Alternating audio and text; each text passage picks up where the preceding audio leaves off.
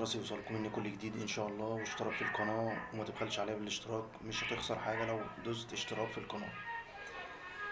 امبارح يا جماعة، يعني امس مباراة الزمالك فاز على بيراميدز بأداء كويس، بأسلوب كويس، بلعب كويس، بلعب نظيف.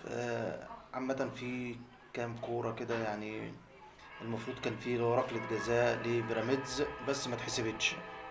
عامة أخطاء حكام بقى، أخطاء فار، ما فيش حتى الفار ما رجحوش. صفر الحكم على طول محمد غازي، بحيث إن هو ما يرجعش للكرة تاني، ما يرجعش لاحتساب الكورة، ما يرجعش للفار يرجعه تاني فيها. لا، صفر على طول في الشوط الأول. هي كانت في انتهاء الشوط الأول في آخر ثواني، يعني دوبك الكورة اتلعبت الحكم صفر على طول.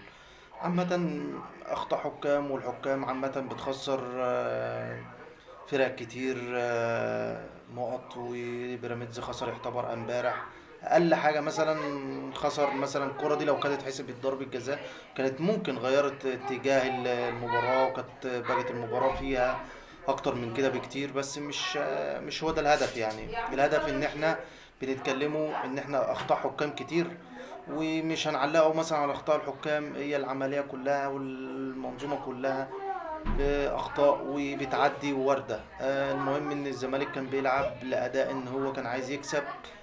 آه، امبارح كان بيلعب لكل كل كورة، كل اللعيبة عايزة تكسب، عايزة تاخد الثلاث نقط. ما بتدورش إن هي تتعادل، ما بتدورش بتدور إن هي تاخد الدوري، بتدور قدامها هدف إن هي توصل عشانه، بتدور إن في كورة جماعية ان هما بيلعبوها. يعني امبارح زي ما احنا شفنا شيكو بنزا نزل عمل كورتين،